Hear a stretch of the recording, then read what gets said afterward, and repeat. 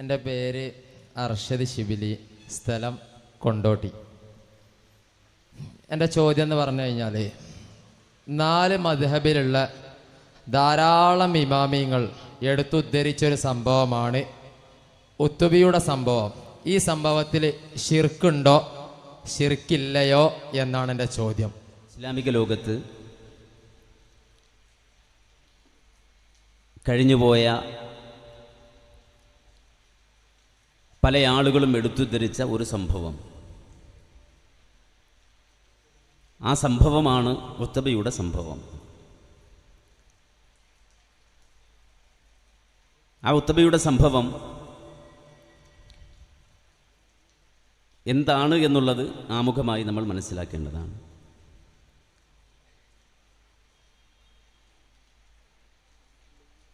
നബി സല്ലല്ലാഹു അലൈഹി വസല്ലമയുടെ ഖബറിൻ്റെ അടുക്കൽ ഒരാൾ കടന്നു വരികയും അവിടെ വന്നുകൊണ്ട്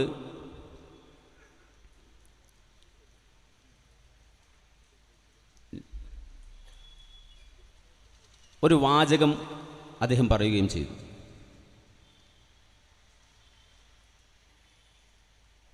ആ വാചകം പറഞ്ഞത്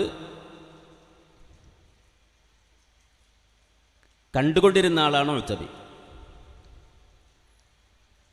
കുന്തു ജാലിസൻ ഇൻദ ഖബരി റസൂലില്ലാഹി സ്വല്ലല്ലാഹു അലൈഹി വസല്ലം. നബി സല്ലല്ലാഹു അലൈഹി വസല്ലമയുടെ ഖബറിൻ്റെ അടുക്കൽ ഞാൻ ഇരിക്കുന്ന വേളയിൽ ഫജാഅ അറാബിയുൻ, ഒരു അറാബി വന്നു. ഫഖാല അസ്സലാമു അലൈക്, നബിക്ക് സലാം പറഞ്ഞു. എന്നിട്ട് അദ്ദേഹം പറഞ്ഞു, സമിഅതുല്ലാഹ യഖൂൽ, അല്ലാഹു പറയുന്നത് ഞാൻ കേട്ടു. വലൗ അന്നഹും ഇദ്ലമു അൻഫുസഹും ജാഊക ഫസ്തഗ്ഫറുല്ലാഹ വസ്തഗ്ഫറ ലഹുമുർ റസൂലു ലവജദുല്ലാഹ തവ്വാബർ റഹീമ.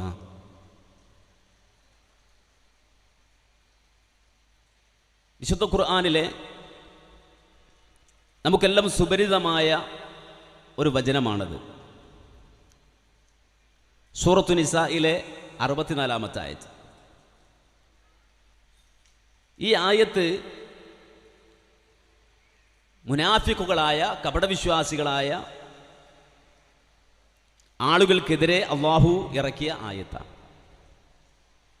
മുഹമ്മദ് നബി സല്ലല്ലാഹു അലൈഹി വസല്ലമ ജീവിച്ചിരുന്ന ഘട്ടത്തിൽ ഒരു മുനാഫിക്കും ഒരു ജൂതനും തമ്മിൽ പ്രശ്നമുണ്ടായ വേളയിൽ ജൂതൻ മുഹമ്മദുർ റസൂലുള്ളാഹിന്റെ അടുക്കൽ നമുക്ക് വിധി ചോദിച്ചു പോകാം എന്ന് പറയുകയും, എന്നാൽ ഈ മുനാഫിക്ക് അത് വേണ്ട, ജൂതന്റെ അടുക്കൽ തന്നെ നമുക്ക് വിധി ചോദിച്ചു പോയാൽ മതി എന്ന് പറഞ്ഞുകൊണ്ട് റസൂലുള്ളാഹിയെ അവഗണിച്ച് ജൂതന്റെ കോർട്ടിലേക്ക്, ജൂതന്റെ അടുക്കലേക്ക് വിധി ചോദിച്ചു പോയ മുനാഫിക്കുകളായ ആളുകൾ അവർ റസൂലുള്ളാഹിയോട് ചെയ്ത തെറ്റിനെ സംബന്ധിച്ചും അവർക്ക് അല്ലാഹു പുറത്തു കൊടുക്കാൻ വേണ്ടിയുള്ള ഉപാധി എന്ന നിലക്കും അവതരിപ്പിക്കപ്പെട്ട ആയത്താണ് സൂറത്തു നിസായിലെ 64-ാമത്തെ ആയത്ത്. അവിടെ അല്ലാഹു പറഞ്ഞു, വമാ അർസൽനാ മിർ റസൂലിൻ ഇല്ലാ ലിയുതാഅ ബിഇദ്നില്ലാ. ഏതൊരു റസൂലിനെയും അല്ലാഹു അയച്ചിട്ടുള്ളത് അള്ളാഹുവിൻ്റെ അനുമതി പ്രകാരം ആ പ്രവാചകന് വഴിപ്പെടാനാണ്. എന്നാൽ മുനാഫിക്കുകൾ ഇവിടെ അതിൽ ലംഘനം വരുത്തിയിരിക്കുന്നു, അവർ റസൂലുള്ളാഹിയെ ദ്രോഹിച്ചിരിക്കുന്നു. അതുകൊണ്ട് ആ മുനാഫിക്കുകൾക്ക് അല്ലാഹു പുറത്തു കൊടുക്കണമെങ്കിൽ വലൗ അന്നഹും ഇദ്ലമു അൻഫുസഹും ജാഊക, ആ മുനാഫിക്കുകളായ ആളുകൾ അതിക്രമം അഥവാ സ്വന്തത്തോട് അതിക്രമം ചെയ്ത ആ മുനാഫിക്കുകൾ നബി അങ്ങയുടെ അടുക്കൽ വരികയും ഫസ്തഗ്ഫറുല്ലാഹ വസ്തഗ്ഫറ ലഹുമുർ റസൂലു, അവർ അള്ളാഹുവിനോട് പൊറുക്കലിനെ തേടുകയും അള്ളാഹുവിൻ്റെ റസൂൽ അവർക്ക് വേണ്ടി അള്ളാഹുവിനോട് പൊറുക്കലിനെ ചോദിക്കുകയും ചെയ്താൽ ലവജദുല്ലാഹ തവ്വാബർ റഹീമ, അള്ളാഹുവിനെ കാരുണ്യവാനായി കരുണാവാരിധിയായി പശ്ചാത്താപം സ്വീകരിക്കുന്നവനായി കണ്ടെത്താം എന്ന ആയത്താണ് സൂറത്തു നിസായിലെ 64-ാമത്തെ ആയത്ത്. ഈ ആയത്താണ് വന്നയാൾ ഇവിടെ നിന്നുകൊണ്ട് ഓതുന്നത്. എന്നിട്ട് പറഞ്ഞു, വഖദ് ജിഅ്തുക മുസ്തഗ്ഫിറൻ മിൻ ദംബി മുസ്തശ്ഫിഅൻ ബിക ഇലാ റബ്ബി, ഞാനിവിടെ വന്നിട്ടുള്ളത് എൻ്റെ പാപത്തിന് ഇസ്തിഗ്ഫാർ ചെയ്തുകൊണ്ടും അള്ളാഹുവിലേക്ക് താങ്കളെ ശുപാർശകനാക്കി വെച്ചുകൊണ്ടുമാണ് ഞാനിവിടെ വന്നിട്ടുള്ളത്. എന്നിട്ട് അദ്ദേഹം അവിടെ നിന്നുകൊണ്ട് പാടി, യാ ഖൈറ മൻ ദുഫിനത് ബിൽ ഖാഇ അഅ്ളുമുഹു ഫത്വാബ മിൻ തുയ്ബിഹിന്നൽ ഖാഉ വല്ലകമു നഫ്സിൽ ഫിദാഉ ലിഖബ്രിൻ അന്ത സാകിനുഹു ഫീഹിൽ അഫാഫു വഫീഹിൽ ജൂദു വൽ കറമു. ഇങ്ങനൊരു പാട്ടും അദ്ദേഹം പാടി. സുമ്മൻ സ്വറഫ, പിന്നെ അദ്ദേഹം പിരിഞ്ഞുപോയി. ഫഹമലത്തിന് അയിനായ, അപ്പോഴാണ് ഈ ഉത്തമി പറയുന്നത്, എനിക്ക് ഉറക്കം വന്നു. ഫറഅയ്തു നബിയ സല്ലല്ലാഹു അലൈഹി വസല്ലമ ഫിന്നൗമി, ഞാൻ ഉറക്കിൽ നബിയെ സ്വപ്നം കണ്ടു. ഫഖാല യാ ഉത്തബി, ആ സന്ദർഭത്തിൽ നബി ഉറക്കിൽ വന്നുകൊണ്ട് എന്നോട് പറഞ്ഞു, ഉത്തബി ഇൽഹഖൽ അറാബി, ആ അറാബിയെ പിടിക്ക്. ഫബശ്ശിർഹു ബി അന്നല്ലാഹ ഖദ് ഗഫറ ലഹു, അള്ളാഹു അദ്ദേഹത്തിന് പുറത്തു കൊടുത്തിട്ടുണ്ട് എന്ന് അദ്ദേഹത്തിന് വാർത്ത അറിയിക്കുക എന്നുള്ളതാണ്. ഇതാണ് ആ സംഭവം. ഈ സംഭവം നിരവധി ഗ്രന്ഥങ്ങളിൽ ഉദ്ധരിക്കപ്പെട്ട സംഭവമാണ്.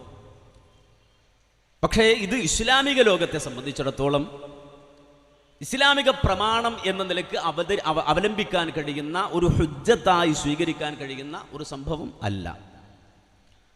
കാരണം റസൂലുള്ളയും കഴിഞ്ഞ് സ്വഹാബത്തും കഴിഞ്ഞ് നാളുകൾക്ക് ശേഷം ഉത്തബി എന്ന് പറയുന്ന ഒരു കവി ജീവിച്ചിരുന്ന കാലഘട്ടത്തിൽ അദ്ദേഹത്തിനുണ്ടായ ഒരു അനുഭവം എന്ന നിലയ്ക്ക് ഉദ്ധരിക്കപ്പെട്ട ഒരു സംഭവമാണ്.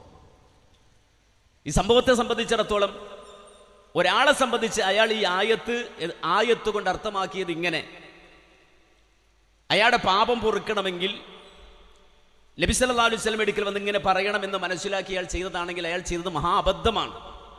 ആ ആയത്തിൽ അങ്ങനെ ഒരു പരാമർശം അല്ലാഹു സുബ്ഹാനഹു വ തആല നിർദ്ദേശിക്കുന്നില്ല.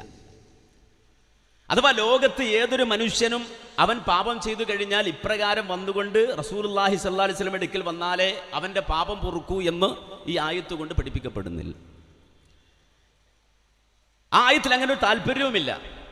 നേരെ മറിച്ച് ഒരാൾ റസൂലുള്ളാഹി സ്വല്ലല്ലാഹു അലൈഹി വസല്ലമയുടെ ഖബറിനടുക്കൽ വന്നുകൊണ്ട് നബിയോട് പറയുകയാണ്, നബിയോട് തേടുകയാണ്, ആ നിലക്ക് റസൂലുള്ളാഹി സ്വല്ലല്ലാഹു അലൈഹി വസല്ലമയോട് പാപമോചനം തേടുകയാണ് എങ്കിൽ അത് ഇസ്ലാം വിരോധിച്ചിട്ടുള്ള ശിർക്കിൻ്റെ ഗണത്തിൽ വരുന്ന സംഗതി തന്നെയാണ്. അത് കൃത്യമായി നമ്മൾ വേർതിരിച്ച് മനസ്സിലാക്കേണ്ടത്. ഒരാൾ ആയത്തിനെ തെറ്റായി മനസ്സിലാക്കി അയാൾ ചെല്ലുന്നു ഈ രൂപത്തിൽ പാട്ടുപാടി പോരുക, അയാളെ ആയത്തിന് അങ്ങനെ മനസ്സിലാക്കുക. ഇവിടെ റസൂലുള്ളാഹി വിളിച്ചിട്ട് യാ റസൂലല്ലാഹ്, അല്ലാഹുവിൻ്റെ റസൂലേ, ഞാൻ നിങ്ങളോട് പൊറുക്കലിനെ ചോദിക്കുന്നു എന്നൊന്നും പറയല്ല. നേരെ മറിച്ച് റസൂലുള്ളാഹിന്റെ അടുക്കൽ വന്നിട്ട് റസൂലുള്ളാഹിയോട് തേടുകയാണ് എങ്കിൽ അത് ശിർക്ക് തന്നെയാണ്, സംശയമൊന്നുമില്ല. എന്നാൽ അവിടെ വന്ന് അള്ളാഹുവിനോട് ഞാൻ തേടുകയാണ് എന്ന രൂപത്തിലാണെങ്കിൽ അയാൾ ആ ആയത്തിനെ തെറ്റായി മനസ്സിലാക്കുകയാണ് ചെയ്തത്. ഇത് കൃത്യമായി തന്നെ വേർതിരിച്ച് മനസ്സിലാക്കണം. നബി സല്ലല്ലാഹു അലൈഹി വസല്ലമയോട് തേടുകയാണ്, പ്രാർത്ഥിക്കുകയാണ് അവിടെ വന്നുകൊണ്ട് അയാൾ ചെയ്യുന്നതെങ്കിൽ അത് തീർച്ചയായും ശിർക്കിൻ്റെ ഗണത്തിൽ തന്നെയാണ് പെടുക. കാരണം നബി സല്ലല്ലാഹു അലൈഹി വസല്ലമയോട് പാപമോചനം തേടുക എന്ന് പറഞ്ഞാൽ ശിർക്കിൻ്റെ കാര്യമായി അല്ലെങ്കിൽ ശിർക്കിൻ്റെ ഗണത്തിൽ തന്നെ പരിഗണിക്കപ്പെടുന്ന സംഗതിയാണ് എന്ന് മനസ്സിലാക്കേണ്ടതുണ്ട്.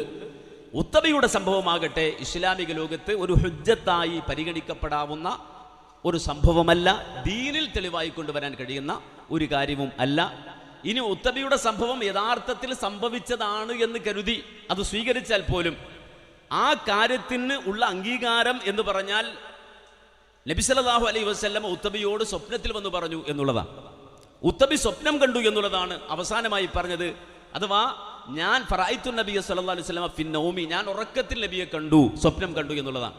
അങ്ങനെ ഏതെങ്കിലും ഒരാൾ സ്വപ്നം കണ്ട് എന്തെങ്കിലും പറഞ്ഞാൽ അതും ദീനിൽ അവലംബനീയമല്ല, ദീനിൽ ഒരു ഹുജ്ജത്തായി കൊണ്ടുവരാൻ കഴിയുന്ന കാര്യവുമല്ല എന്നാണ് അതിനെ സംബന്ധിച്ച് ചുരുക്കി സൂചിപ്പിക്കാൻ. മൗലവി, എനിക്ക് നിങ്ങൾ മുസ്തശ്ഫിയം ബിക്ക ഇലാ റബ്ബി എന്നുള്ളത് അർത്ഥം പറഞ്ഞത് മനസ്സിലായിട്ടില്ല. അപ്പം നിങ്ങൾ അതൊന്ന് പറയുകയാണെങ്കിൽ നന്നാകും. അതൊന്ന് മാത്രം ഒന്ന് പറഞ്ഞാൽ മതി. മുസ്തശ്ഫിയം ബിക്ക ഇലാ റബ്ബി എന്നുള്ളത് നിങ്ങൾ അർത്ഥം പറഞ്ഞത് ഒന്നും പാടെ ഒന്ന് വിശദീകരിക്കുകയാണെങ്കിൽ നല്ലത്. താങ്കൾ അള്ളാഹുവിലേക്ക് ശുപാർശകനായി വെച്ചുകൊണ്ട്, നിങ്ങളിവിടെ പറഞ്ഞത് താങ്കൾ അള്ളാഹുവിലേക്ക് ശുപാർശകനായി വെച്ചുകൊണ്ട് എന്നുള്ളതാണ്. എന്നാൽ നിങ്ങൾ കുറേ കാലത്തിന് മുമ്പ് നിങ്ങളെ വലിയ നേതാവായ KP മുഹമ്മദ് മൗലവി, മൂപ്പർ കേരള നദ്വത്തുൽ മുജാഹിദീൻ്റെ സെക്രട്ടറി ആയിരുന്നു. തവസ്സുൽ എന്ന വളരെയധികം മുജാഹിദീങ്ങൾക്കിടയിലൊക്കെ പ്രസിദ്ധമായ ഒരു ഗ്രന്ഥം രചിച്ച ആളാണ്. അദ്ദേഹം ഇതിനർത്ഥം പറയുന്നത് എന്താണെന്ന് വെച്ചാൽ, എൻ്റെ പാപം പുറത്തു തരുവാൻ അപേക്ഷിച്ചു കൊണ്ടും എൻ്റെ രക്ഷിതാവിലേക്ക് ശുപാർശ ചെയ്യാൻ അങ്ങയോടാവശ്യപ്പെട്ടുകൊണ്ടും ഞാനിതാ അങ്ങയുടെ അടുക്കൽ വന്നിരിക്കുന്നു. എന്താ അർത്ഥം പറഞ്ഞത്? എൻ്റെ രക്ഷിതാവിലേക്ക് ശുപാർശ ചെയ്യാൻ അങ്ങയോടാവശ്യപ്പെട്ടുകൊണ്ടും. ആരോടാണ് ആവശ്യപ്പെടുന്നത്? റസൂലുള്ളാഹി സ്വല്ലല്ലാഹു അലൈഹി വസല്ലമ തങ്ങളോട് ആവശ്യപ്പെട്ടുകൊണ്ടും അങ്ങയുടെ അടുക്കലേക്ക് ഞാൻ വന്നിരിക്കുന്നു. നിങ്ങൾ അർത്ഥം പറഞ്ഞതോ അള്ളാഹുവിലേക്ക് നബി സല്ലല്ലാഹു അലൈഹി വസല്ലമ തങ്ങളെ തവസ്സുലാക്കുന്ന രൂപത്തിലാണ് നിങ്ങൾ അർത്ഥം പറഞ്ഞത്. പക്ഷേ ഇതിലുള്ളത് വ്യക്തമായിട്ട് ഇസ്തിഹാസന്റെ അർത്ഥമാണ് എവിടെ കൊടുത്തിട്ടുള്ളത്? ഈ തവസ്സുൽ എന്നുള്ള പുസ്തകത്തിൽ KP മുഹമ്മദ് മൗലവി കൊടുത്തിട്ടുള്ളത്. അപ്പോൾ ഇനി ഇങ്ങക്ക് മാറിയതാണോ അതല്ല നിങ്ങളെ പണ്ടത്തെ കേരള നദ്വത്തുൽ മുജാഹിദീൻ്റെ സെക്രട്ടറിക്ക് മാറിയതാണോ എന്നുള്ളത് എനിക്കറിയില്ല. അപ്പോൾ അതൊന്ന് പറഞ്ഞാലേ.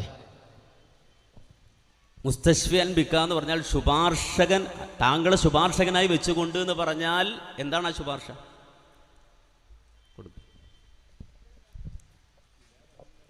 അപ്പൊ എൻ്റെ ചോദ്യം അതല്ല, ഇവിടെ തേട്ടം നബി സല്ലല്ലാഹു അലൈഹി വസല്ലമ തങ്ങളോടാണോ അതല്ല അള്ളാഹുവിനോടാണോ? മുസ്തശ്ഫിയൻ ബിക്ക ഇലാ റബ്ബി, എൻ്റെ റബ്ബിലേക്ക് താങ്കളെ ശുപാർശകനായി വെച്ചുകൊണ്ട് എന്ന് പറഞ്ഞാൽ എന്താണ് അതിൻ്റെ അർത്ഥം എന്ന് വെച്ചത്? മുസ്തശ്ഫിയൻ ബിക്ക ഇലാ റബ്ബി എന്നുള്ളതിന് ഞാനല്ല അർത്ഥം പറഞ്ഞത്, നിങ്ങളെ വലിയ നേതാവായ KP മുഹമ്മദ് മൗലവിൻ്റെ അർത്ഥമാണ് ഞാൻ പറഞ്ഞത്. എൻ്റെ രക്ഷിതാവിലേക്ക് ശുപാർശ ചെയ്യാൻ അങ്ങയോട് ആവശ്യപ്പെട്ടുകൊണ്ട്. അപ്പൊ ആവശ്യപ്പെടുന്നത് ആരോടാണ്? റസൂലുള്ളാഹി സ്വല്ലല്ലാഹു അലൈഹി വസല്ലമ തങ്ങളോടാണ് എന്ത് ചെയ്യുന്നത്? ശുപാർശ ചെയ്യാൻ ആവശ്യപ്പെടുന്നത് എന്നാരാ പറയണത്? നിങ്ങളെ വലിയ മൗലവിയാ പറയണത്. തവസ്സുൽ എന്ന പുസ്തകത്തിലാണ് പറയണത്. അപ്പൊ അവിടെ എന്താണോ അർത്ഥം പച്ച മലയാളമാണ് ഞാൻ പറഞ്ഞത്. അപ്പൊ ഞാനിതിൽ നിന്ന് മനസ്സിലാക്കുന്നത് എന്താണ്? എല്ലാവരും മനസ്സിലാക്കുന്നത് അങ്ങനെ തന്നെയാണ്. നബി സല്ലല്ലാഹു അലൈഹി വസല്ലമ തങ്ങളെ എന്താക്കാണ്? ശുപാർശ ചെയ്യാൻ വേണ്ടി നബിനോട് എന്ത് ചെയ്യാണ്? ആവശ്യപ്പെടാണ്. അതാണ് യഥാർത്ഥത്തിൽ ഇവിടെ ഉള്ളത്. പക്ഷെ നിങ്ങൾ നേരത്തെ അർത്ഥം വെച്ചത് അങ്ങനെയല്ല. അപ്പൊ നിങ്ങൾ അങ്ങനെയാണ് അർത്ഥം വെച്ചതെങ്കിൽ അത് നിങ്ങൾ പറഞ്ഞാളി. ഓക്കെ, അപ്പോൾ മൂപ്പർക്ക് രണ്ടും തിരിഞ്ഞിട്ടില്ല എന്നുള്ളതാണ് അതിൻ്റെ അർത്ഥം. രണ്ടും തിരിഞ്ഞിട്ടില്ല. മുസ്തശ്ഫിയൻ ബിക ഇലാ റബ്ബി, മുസ്തശ്ഫിയൻ ബിക ഇലാ റബ്ബി, മുസ്തശ്ഫിയൻ ശുപാർശകനായി വെച്ച അവസ്ഥയിൽ, ബിക താങ്കളെ കൊണ്ട്, ഇലാ റബ്ബി എൻ്റെ റബ്ബിലേക്ക്. ഇനി മനസ്സിലാക്കണം, അങ്ങനെ റസൂലുള്ളയോട് നേരിട്ട് തേടുകയാണ് എന്നാണോ നിങ്ങൾക്ക് വേണ്ടത്? അതാണോ നിങ്ങൾക്ക് കിട്ടേണ്ടത്? എങ്കിൽ അത് ശിർക്കാന്നാ പറഞ്ഞത്. അപ്പൊ റസൂലുള്ളാഹി സ്വല്ലല്ലാഹു അലൈഹി വസല്ലമ തങ്ങളോട് നേരിട്ട് തേടുകയാണെന്ന് എനിക്ക് കിട്ടേണ്ടതല്ല. നിങ്ങളെ മൗലവി അങ്ങനെയാണ് അർത്ഥം പറഞ്ഞത്. ആ അടിസ്ഥാനത്തിൽ ഞാൻ എന്ത് ചെയ്തു? അത് പറഞ്ഞു എന്ന് മാത്രം. അപ്പോൾ ഹിജ്റ 3-ാം നൂറ്റാണ്ട് മുതൽ ഹിജ്റ 8-ാം നൂറ്റാണ്ട് വരെ ഇബ്നു തൈമിയ്യക്ക് മുമ്പ്, അതായത് ഇബ്നു തൈമിയ്യ ഇതിനെക്കുറിച്ച് ശിർക്കാന്ന് പറഞ്ഞിട്ടുണ്ട്. ഇബ്നു തൈമിയ്യക്ക് മുമ്പുള്ള ധാരാളം പണ്ഡിതന്മാർ, ഞാൻ തന്നെ ഈ സംഭവം 100 കണക്കിന് കിതാബുകൾ എന്ത് ചെയ്തിട്ടുണ്ട്, കണ്ടിട്ടുണ്ട്. അവർ ഈ സംഭവം ഉദ്ധരിച്ചു എന്ന് മാത്രമല്ല, ഈ സംഭവം ചെയ്യണമെന്ന് പറഞ്ഞിട്ടാണ് എന്ത് ചെയ്യുന്നത്, ഈ സംഭവം ഉദ്ധരിക്കുന്നത്. അപ്പൊ ഈ ഹിജ്റ 5 നൂറ്റാണ്ട് 3 മുതൽ 8 നൂറ്റാണ്ട് വരെയുള്ള പണ്ഡിതന്മാർക്കൊന്നും ശിർക്കും തൗഹീദും തിരിഞ്ഞിട്ടില്ല എന്നാണ് ഇപ്പൊ നിങ്ങൾ പറയുന്നത്. വിഷയം ഗൗരവമാണ്. എന്താണ് പറഞ്ഞത്?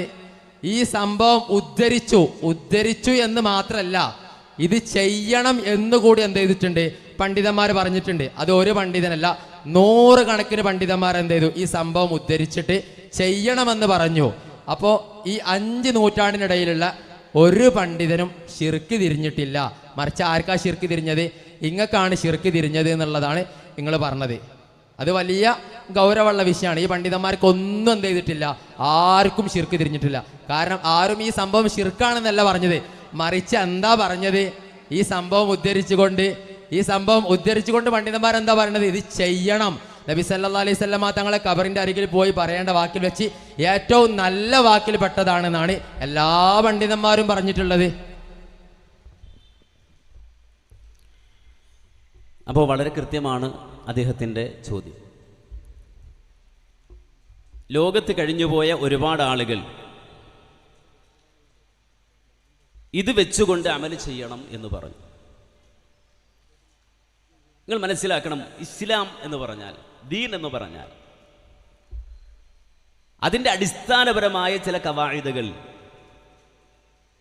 അതിൻ്റെ അടിസ്ഥാനപരമായ ചില നിയമങ്ങളുണ്ട്. ആ നിയമങ്ങൾ അനുസരിച്ചുകൊണ്ടാണ് ലോകത്തുള്ള ഏത് കാലഘട്ടത്തെയും മുസ്ലിങ്ങൾ മുന്നോട്ട് പോകേണ്ടത്. ഇദ്ദേഹം വാദിക്കുന്നത് പോലെ ഇതനുസരിച്ചാണ് അമൽ ചെയ്യേണ്ടത് എന്ന ഒരു ഉസൂൽ നമ്മൾ കൊണ്ടുവരികയാണെങ്കിൽ, ആ ഒരു ഉസൂൽ നമ്മൾ സ്വീകരിക്കുകയാണ് എങ്കിൽ, ഇസ്ലാമിക ലോകത്ത് ഏതു കാലഘട്ടത്തിലും ആർക്കും എന്തും പറയാം എന്ന ഒരവസ്ഥയുണ്ടാവും. അള്ളാഹുവിന്റെ ദീനെ സംബന്ധിച്ചിടത്തോളം അങ്ങനെ ഒരു അവസ്ഥയില്ല. ഇത് ആദ്യം അടിസ്ഥാനപരമായി മനസ്സിലാക്കേണ്ട സംഗതിയാണ്. ഒന്നുകൂടി വ്യക്തമായി മനസ്സിലാക്കാൻ ഒരു സംഗതി പറഞ്ഞുതരാം. നമ്മുടെ ഈ അടുത്ത കാലഘട്ടത്തിൽ നമുക്കിടയിൽ ഉണ്ടായ, നമ്മളൊക്കെ ജീവിച്ചിരുന്ന ഘട്ടത്തിലുണ്ടായിരുന്ന ഒരു വിവാദം. ആ വിവാദമാണ് അബൂദാബിയിൽ നിന്ന് ഹസ്രജി എന്ന് പറയുന്ന ഒരാള് ഒരു റബീഉൽ അവ്വലിനോടനുബന്ധിച്ച് കോഴിക്കോട് വരികയും അയാൾ ഒരു മുടി അബൂബക്കർ മുസ്ലിയാർക്ക് കൈമാറുകയും ചെയ്തു. എന്നിട്ട് അദ്ദേഹം പറഞ്ഞൊരു വാചകം പേരോട് അബ്ദുറഹ്മാൻ സഖാഫി പരിഭാഷപ്പെടുത്തി. എന്താണ് പരിഭാഷപ്പെടുത്തിയത്? അബൂദാബിയിലുള്ള ഞാൻ ഈ മുടിയുമായി കോഴിക്കോട്ടേക്ക് വരാൻ കാരണം മുഹമ്മദ് നബി സല്ലല്ലാഹു അലൈഹി വസല്ലമ സ്വപ്നത്തിൽ വന്നിട്ട് എന്നോട് പറഞ്ഞു ഈ മുടി കൊണ്ടുപോയി അബൂബക്കർ മുസ്ലിയാർക്ക് കൊടുക്കണം എന്ന്. ഇത് പേരോട് അബ്ദുറഹ്മാൻ സഖാഫി പരിഭാഷപ്പെടുത്തിയതാണ്. അതിൻ്റെ അടിസ്ഥാനത്തിലാണ് ഈ മുടി കൊണ്ടുവന്ന് ഞാൻ അബൂബക്കർ മുസ്ലിയാർക്ക് കൊടുക്കുന്നത്. ഇതൊരു വലിയ പുരുഷാരത്തെ നോക്കി വിളിച്ചു പറഞ്ഞു. എന്നിട്ട് ഈ വന്നയാള് ഹാദാ സനദും മിന്നി, എൻ്റെ ഒരു സനദ് എന്ന് പറഞ്ഞൊരു വലിയ ധവളപത്രം വായിക്കുന്നത് പോലെ വലിയ പേപ്പറൊക്കെ കയ്യിൽ പിടിച്ചൊരു പത്രത്തിൽ നിന്ന് സനദും വായിക്കുന്ന രൂപത്തിൽ എന്തൊക്കെയോ വായിച്ചു. എന്തുകൊണ്ട് കേരളത്തിലെ മറ്റു ജനവിഭാഗങ്ങളൊന്നും ഇത് അംഗീകരിച്ചില്ല? ഏത് ഉസൂലിന്റെ അടിസ്ഥാനത്തിൽ അംഗീകരിക്കാതിരുന്നത്?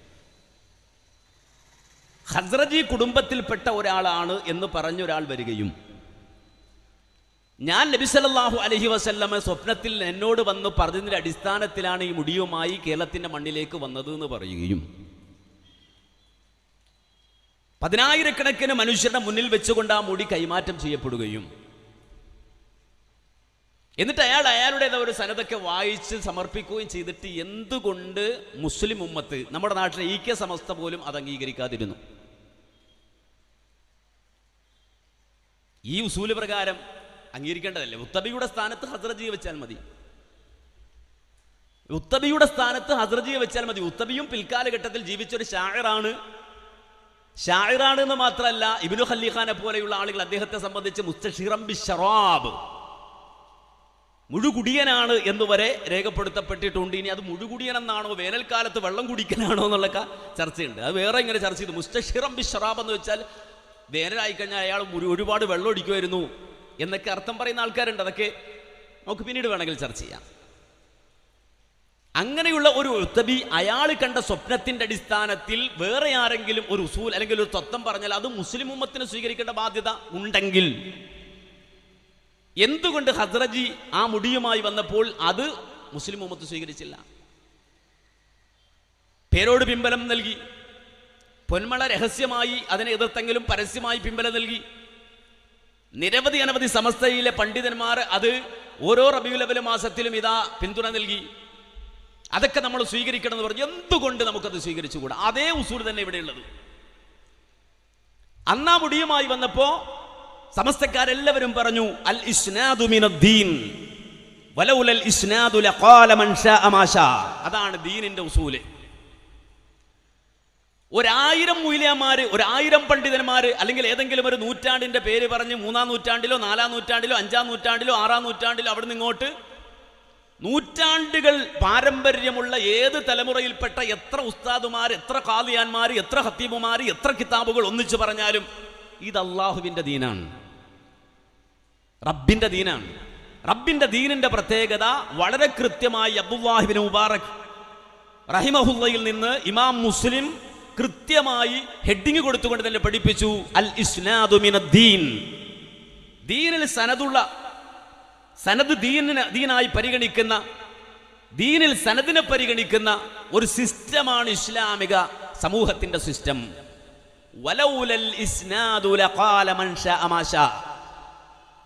സനദില്ലാതെ പോയാൽ, പരമ്പരയില്ലാതെ പോയാൽ ഇസ്ലാമിൽ ഒരു കാര്യവും നിലനിൽക്കില്ലെന്ന് മാത്രമല്ല, വരുന്നവനും പോകുന്നവനുമൊക്കെ അവന് ഇഷ്ടമുള്ളത് മതമായി പറയാൻ കഴിയും. അപ്പോ സുഹൃത്തിന്റെ ചോദ്യത്തിന്റെ ഉത്തരം അതാണ്. ദീനിന്റെ കവായിദയിൽ നിന്നിട്ടാണ് മറുപടി പറയേണ്ടത്. ഇവിടെ എത്ര ഹോജാക്കന്മാര് പറഞ്ഞു എന്നുള്ളത് ദീനിൽ പരിഗണനീയമേ അല്ല. അങ്ങനെ നിങ്ങൾ ദീനിൽ പരിശോധിച്ചാൽ ഇസ്ലാമിൽ ഒരു കാര്യവും സ്ഥിരപ്പെടുകയില്ല.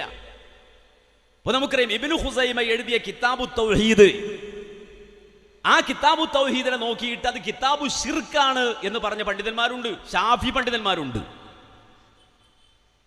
അപ്പൊ ഇബ്നു ഖുസൈമ കിതാബു തൗഹീദ് എഴുതുമ്പോ ആ കിതാബു തൗഹീദിനെ നോക്കിയിട്ട് കിതാബു ശിർക്ക് എന്നാണ് അതിന് പേര് പറയേണ്ടത് എന്ന് പറയുന്ന ഷാഫി പണ്ഡിതന്മാർ തന്നെയുണ്ട്, അശ്ശരികൾ തന്നെയുണ്ട്.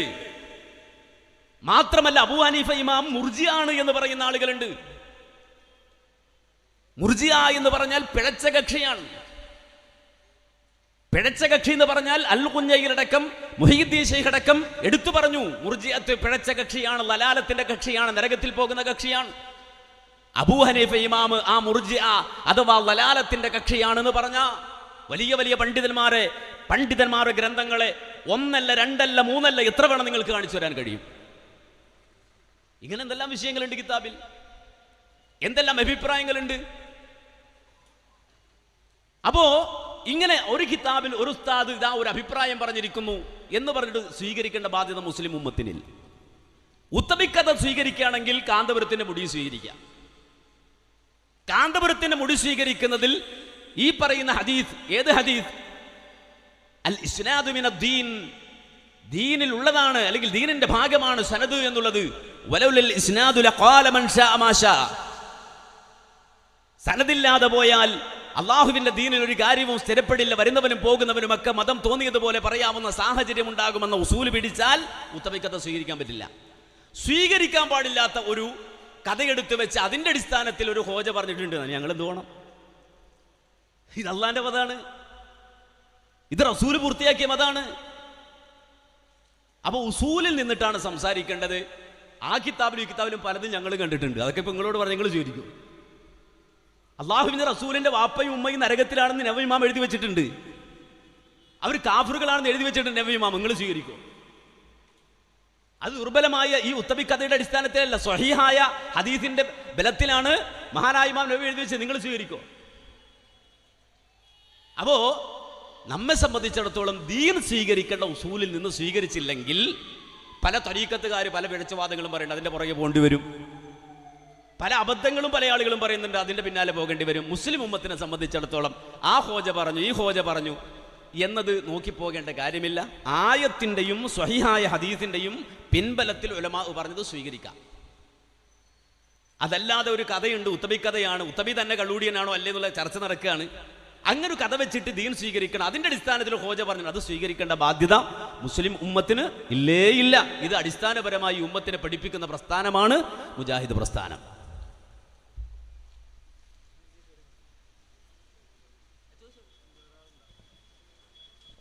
ചോദിച്ചോട്ടെ അവർക്ക് എപ്പോഴും അവസരം കിട്ടില്ലല്ലോ, നമുക്കും ഇതുപോലുള്ള അവസരങ്ങൾ വളരെ കുറവായിരിക്കും. അപ്പോൾ ഇങ്ങനെയുള്ള കാര്യങ്ങളൊക്കെ ചോദിച്ചോട്ടെ ഇൻഷാ അല്ലാഹ്. ഇമാം നവവി റഹിമഹുല്ല നബി സല്ലല്ലാഹു അലൈഹി വസല്ലമ തങ്ങളെ മാതാപിതാക്കളെ കുറിച്ച് എന്ത് പറഞ്ഞിട്ടുണ്ട് എന്ന് ചർച്ച ചെയ്യാനല്ലല്ലോ ഇവിടെ ഈ പരിപാടി വെച്ചത്. അപ്പം അത് വേറെ വിഷയമാണ്. നമുക്ക് വേണമെങ്കിൽ എന്ത് ചെയ്യാം, പിന്നെ ചർച്ച ചെയ്യാം. അങ്ങോട്ടൊന്നും ഞാൻ എന്ത് ചെയ്യുന്നില്ല, പോയിട്ടുമില്ല, അങ്ങോട്ട് എന്ത് ചെയ്യണ്ട, പോകും വേണ്ട. ഇവിടെ ചോദ്യം വളരെയധികം വ്യക്തമാണ്. 5 നൂറ്റാണ്ട് ഒരൊറ്റ പണ്ഡിതൻ പോലും ഈ സംഭവം എന്താന്ന് പറഞ്ഞില്ല, ശിർക്കാന്ന് പറഞ്ഞിട്ടില്ല എന്ന് മാത്രമല്ല, നിങ്ങൾ നേരത്തെ കുറേ കാര്യങ്ങൾ പറഞ്ഞില്ലേ, അതിലൊക്കെ പണ്ഡിതന്മാരെന്തുണ്ട്, എതിരഭിപ്രായം പറഞ്ഞിട്ടുണ്ട്, ഒക്കെ ഉണ്ട്. പക്ഷെ ഇവിടെ എന്താ, ഇതിൽ ഒരാളും എതിരഭിപ്രായം പറഞ്ഞിട്ടില്ല. ഈ സംഭവം ഉദ്ധരിച്ച എല്ലാ ഇമാമിങ്ങളും എന്താ പറഞ്ഞത്, ഇത് ചെയ്യണം, നബി സല്ലല്ലാഹു അലൈഹി വസല്ലമ തങ്ങളെ ഖബറിന്റെ അരികിൽ പോയി ചെയ്യണം എന്നാ പറഞ്ഞത്. ഇപ്പൊ എന്താ വിഷയം? എന്താ, ഒരു കാർക്കും എന്ത് തിരിഞ്ഞില്ല. ഇസ്ലാമിന്റെ അടിസ്ഥാനമായ ഷിർക്ക് തൗഹീദ്, ഇന്ന ഷിർക്കല ദുൽമുൻ അദീം എന്ന് ഖുർആൻ വ്യക്തമായി പറഞ്ഞതാ. ആ ഷിർക്ക് എന്ത് ചെയ്തില്ല, ഇബൽക്കൊന്നും തിരിഞ്ഞില്ല. ഇബലെ മാറ്റി വെച്ചിട്ട് നമ്മൾ ഇപ്പൊ വന്നാണ്ട് പറയാണ് ഇതൊക്കെ ശിർക്കാണ്. ഇവരാരും എന്ത് പറഞ്ഞില്ല, ശിർക്കാന്ന് പറഞ്ഞിട്ടില്ല. നമ്മളാ പറയണത് എന്ത്, ഇത് ശിർക്കാണ് എന്നുള്ളത്. അതാണ് വിഷയം. മനസ്സിലായി? ചോദ്യം വ്യക്തമാണ്, മറുപടി സ്പഷ്ടമാണ്. മറുപടി സ്പഷ്ടമാണ്. നവവി മാമിന് പിന്നെ ചർച്ച ഇപ്പൊ തന്നെ ചെയ്തോന്ന്. എന്തിനാ പിന്നെയാക്കണേ? എന്തിനാ പിന്നെയാക്കണേ? ചർച്ച ചെയ്തോ. അതായത് ഏതെങ്കിലും ഒരു ഇമാമ് പറഞ്ഞു എന്നതിൻ്റെ അടിസ്ഥാനത്തിൽ നിങ്ങൾ എല്ലാം സ്വീകരിക്കണമെന്ന് ഇങ്ങോട്ട് ഉപാധി വെക്കുകയാണെങ്കിൽ അതേ ഉപാധിയെ തിരിച്ചു വെച്ച് തന്നത്. രോഗമറിഞ്ഞല്ലേ മരുന്നേരുണ്ട്. നിങ്ങൾ ഇങ്ങോട്ട് കൊണ്ടുവന്ന വിഷയം ഏതാ? ഉത്തബിയുടെ കഥ. ഉത്തബിയുടെ കഥയുടെ അവസ്ഥ ഏതാ? ഉത്തബി ഷായറാണ്, ഒരു കവിയാണ്. പിൽക്കാലത്ത് വളരെ നൂറ്റാണ്ടിന് ശേഷം ജീവിച്ചൊരു കവി. അദ്ദേഹത്തെ സംബന്ധിച്ച് തന്നെ മുസ്തഷിറം ബിഷറാം ഒരു കള്ളുടിക്കുന്ന ആളാണോ അല്ലേ എന്നുള്ള കാര്യത്തിൽ വരെ ചർച്ച. ഇബ്നു ഖല്ലീഖാന്റെ വഫയാത്തുൽ അയാനിൽ അങ്ങനെയുള്ള ഒരു ഉത്തബി പറഞ്ഞ സംഭവം, പിൽക്കാലഘട്ടത്തിൽ ഉദ്ധരിച്ച ഒരു സംഭവം വെച്ചിട്ട് ഏതോ ഇമാമ് അതിന്റെ അടിസ്ഥാനത്തിൽ നമ്മൾ ചെയ്യണമെന്ന് പറഞ്ഞാൽ അത് സ്വീകരിക്കേണ്ട ബാധ്യത നമുക്കുണ്ടോ എന്ന ചോദ്യം. അങ്ങനെയാണെങ്കിൽ കാന്തപുരത്തിന്റെ മുടിയും സ്വീകരിക്കേണ്ട ഈ ഉമ്മത്ത് മുഴുവൻ. കാര്യം ഇതിന് തുല്യമായി കണ്ട സ്വപ്ന കഥ പറഞ്ഞിട്ടാണ് ആ മുടിയും കൊണ്ടുവന്നത്. അപ്പൊ ഈ രണ്ട് ഉസൂൽ എവിടെ നിന്ന് വരുന്നു? അതാണ് വിഷയം. അപ്പോ ഈ കാന്തപുരത്തിന്റെ മുടിയുടെ വ്യവസ്ഥ എന്തോ ആ വ്യവസ്ഥ തന്നെ ഉള്ളൂ ഈ റിപ്പോർട്ടിനുള്ളത്. അതിന്റെ അടിസ്ഥാനത്തിൽ ഒരു ഹോജ പറഞ്ഞു. ഇനി ആ ഹോജരൊക്കെ പോയി നമ്മൾ ചോദിക്കണം, നിങ്ങൾ എന്ത് അടിസ്ഥാനത്തിലാണ് പറഞ്ഞത്? അതിനൊന്നും ആവശ്യമില്ല. ദീനിൽ അങ്ങനെ ഒരു കാര്യമില്ല. ഇനി ആരെങ്കിലും ഒരാൾ പറഞ്ഞോ പറഞ്ഞില്ല എന്ന് നോക്കിയല്ല ദീനിൽ ഒരു കാര്യം സ്ഥിരപ്പെടുകയും സ്ഥിരപ്പെടാതിരിക്കുകയും ചെയ്യുന്നത്. നേരെ മറിച്ച് അള്ളാഹുവിന്റെ ദീനാണ് നിങ്ങൾ സംസാരിക്കുന്നതെങ്കിൽ, ഇസ്ലാമാണ് ഇവിടെ സബ്ജക്റ്റ് എങ്കിൽ, ആ ഇസ്ലാമിന്റെ പ്രത്യേകത, ദീനിന്റെ പ്രത്യേകത, മുഹമ്മദ് നബി സല്ലല്ലാഹു അലൈഹി വസല്ലമയാണ് ദീൻ പഠിപ്പിക്കാൻ വന്നത്. നബി സല്ലല്ലാഹു അലൈഹി വസല്ലമ എന്താ ചെയ്തത്? മനുഷ്യൻ തെറ്റ് ചെയ്താൽ എന്ത് ചെയ്യണം? റസൂല് പറഞ്ഞോ നിങ്ങൾ എന്റെ ഖബറെടുക്കൽ വന്നോ എന്ന്? ഇല്ല. തെറ്റു ചെയ്ത മനുഷ്യരോട് അള്ളാഹുവിന്റെ റസൂൽ സല്ലല്ലാഹു അലൈഹി വസല്ലമ പറഞ്ഞത് നിങ്ങൾ അള്ളാഹുവിനോട് പൊറുക്കലിനെ ചോദിക്കുക, അള്ളാഹുവിനോട് പൊറുക്കലിനെ ചോദിക്കുക. നബി സല്ലല്ലാഹു അലൈഹി വസല്ലമ തന്നെ അത് മാതൃകയാക്കി കാണിച്ചു തന്റെ ജീവിതത്തിലൂടെ. നബി തെറ്റ് ചെയ്തിട്ടല്ല, തെറ്റല്ലാത്ത കാര്യത്തെ പോലും തെറ്റായി അള്ളാഹുവിന്റെ റസൂൽ ഗണിച്ചു. എന്നിട്ട് അള്ളാഹുവിനോട് പൊറുക്കലിനെ തേടി. അതാ റസൂല് പറഞ്ഞത്, തൂബു ഇലല്ലാഹി വസ്തഗ്ഫിറൂഹു ഇന്നി അതൂബു ഫിൽ യൗമി മിഅത്ത മറ. നിങ്ങൾ അള്ളാഹുവിനോട് പശ്ചാത്തപിച്ച് മടങ്ങുകയും പൊറുക്കലിനെ ചോദിക്കുകയും ചെയ്യുക. ഇന്നി അതൂബു ഫിൽ യൗമി മിഅത്ത മറ. ഒരു ദിവസം 100 തവണ ഞാൻ അള്ളാഹുവിനോട് ഇസ്തിഗ്ഫാർ ചെയ്യുന്നുണ്ട്. ഇത് തൗബ അള്ളാഹുവിന്റെ റസൂല് പഠിപ്പിച്ചു. പശ്ചാത്താപം എങ്ങനെ പഠിപ്പിച്ചു? 3 ഷർത്തുണ്ട് തൗബക്ക്. അടിമയും ഉടമയും തമ്മിലുള്ള പ്രശ്നമാണ് എങ്കിൽ 3 ഷർത്തുകൾ ഉണ്ടതിന് അള്ളാഹു പശ്ചാത്താപം സ്വീകരിക്കണമെങ്കിൽ. ആ 3 ഷർത്തുകളിൽ നബി പറഞ്ഞു, എന്റെ ഖബറടിക്കൽ വന്നിട്ട് യാ ഖൈറ മൻ ദുഫിനത് ബിൽ ഖാഇ അദുമുഹു ഫതാബ മിൻ തീബിഹിന്നൽ ഖാഉ വൽ അകമു നഫ്സിൽ ഫിദാഉ ലിഖബരിൻ അൻത സാകിനുഹു ഫീഹിൽ അഫാഫു വഫീഹിൽ ജൂദു വൽ കറമു എന്നിങ്ങനെ തേടിയിട്ട് പാടിയിട്ട് നിങ്ങൾ അള്ളാഹിനോട് പൊറുക്കൽ ചോദിച്ചാൽ അള്ളാഹ് പൊറുത്തിരുന്ന് തൗബയുടെ ഷർത്തിലുണ്ടോ? ഇല്ലല്ലോ. എന്തേ നബി പഠിപ്പിക്കാതെ പോയോ? അപ്പൊ 3 തൗബയുടെ ഷർത്ത്. ഇനി 4 ഷർത്താകുന്നൊരു അവസ്ഥയുണ്ട്. അത് ഞാൻ എൻ്റെ ജീവിതത്തിൽ വേറെയാളെ അടിച്ചു, പ്രഹരിച്ചു, അല്ലെങ്കിൽ ഉപദ്രവിച്ചു, അയാളുടെ അഭിമാനത്തെ ചോദ്യം ചെയ്തു, അടിമയും തമ്മിലുള്ള പ്രശ്നമാണെങ്കിൽ അവിടെ ഒരു ബാധ കൂടി വെച്ചു, ഈ ഉപദ്രവിക്കപ്പെട്ടവനോട് പോയി പൊരുത്തപ്പെടിക്കണം. അതാണ് ആയത്തിലുള്ളത്. വലൗ അന്നഹും ഇദ്വലമു അൻഫുസഹും ജാഊക ഫസ്തഗ്ഫറുല്ലാഹ വസ്തഗ്ഫറ ലഹുമുർ റസൂലു ലവജദുല്ലാഹ തവ്വാബർ റഹീമ എന്ന ആയത്തിലുള്ളത് വിഷയം അതാണ്. നബി സല്ലല്ലാഹു അലൈഹി വസല്ലം ജീവിച്ചിരിക്കുമ്പോൾ അപമാനിച്ച, ഉപദ്രവിച്ച മുനാഫിക്കുകൾക്ക് അള്ളാഹു പുറത്തു കൊടുക്കണമെങ്കിൽ അവർ അസ്തഗ്ഫിറുല്ലാഹ് എന്ന് പറഞ്ഞാൽ അള്ളാഹ് പൊറുക്കൂല. കാരണം അവർ റസൂലിനെ ദ്രോഹിച്ചു, അള്ളാഹുവിന്റെ റസൂലിനെ അപമാനിച്ചു. ആ ആളുകൾക്ക് അള്ളാഹ് പുറത്തു കൊടുക്കണമെങ്കിൽ നബിയെ അവർ നിങ്ങളുടെ അടുക്കൽ വരണം.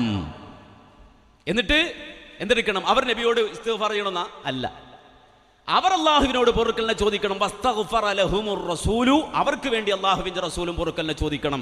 ലവജദുല്ലാഹ തവ്വാബർ റഹീമ. ഇതിലെവിടെ ഉത്തബിക്കഥയുമായിട്ട് ബന്ധമുള്ളത്?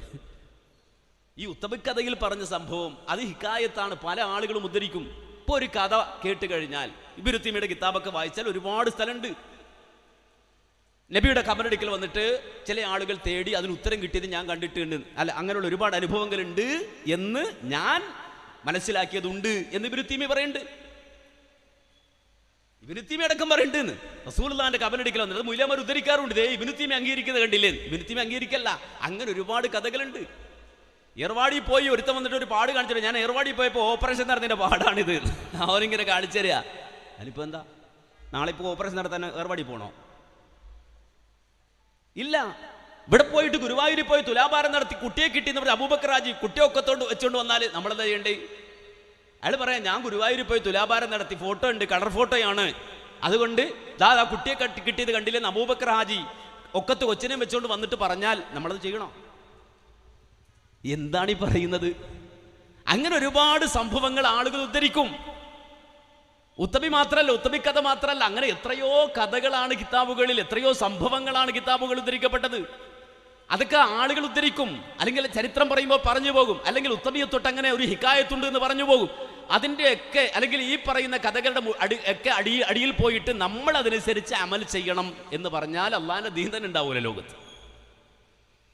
അപ്പോൾ നമ്മൾ മനസ്സിലാക്കേണ്ടതെന്ന് ചോദിച്ചാൽ, ഒരു ഇമാം, ആ ഇമാം ഒരു വിഷയം പറയുന്നത്, ആ പറയുന്നതിന് അയാൾ കൊണ്ടുവരുന്ന, ആ ഇമാമ് കൊണ്ടുവരുന്ന ദലീല്, തെളിവ് അതെന്താണ്? സ്വീകാര്യമാണോ എങ്കിൽ നമുക്ക് സ്വീകരിക്കാം. ഇനി അതല്ല ദുർബലാണോ, നമുക്ക് സ്വീകരിക്കേണ്ടതില്ല. ഇവിടെയാണ് ഞാൻ സൂചിപ്പിച്ചത്, നിങ്ങൾ ഈ ദുർബല ഹദീസ് വെച്ചിട്ട് ഇമാമ് പറഞ്ഞു എന്ന് വാദിച്ചു വരുമ്പോൾ തന്നെ നമ്മൾ തോന്നുന്നു നിങ്ങൾ ഇമാമിങ്ങളെയൊക്കെ സ്വീകരിക്കുന്ന ആൾക്കാരാണ്. അവിടെയാണ് ഞാൻ വെച്ച് തന്നത്. ഏത് ദുർബലമായ റിപ്പോർട്ടല്ല, ഇമാം മുസ്ലിം തന്റെ സ്വഹീഹിൽ ഉദ്ധരിച്ച സ്വഹീഹായ റിപ്പോർട്ടിന്റെ അടിസ്ഥാനത്തിലാണ് നബവി ഇമാം പറഞ്ഞത് നബിയുടെ വാപ്പയും ഉമ്മയും കാഫറാണ്.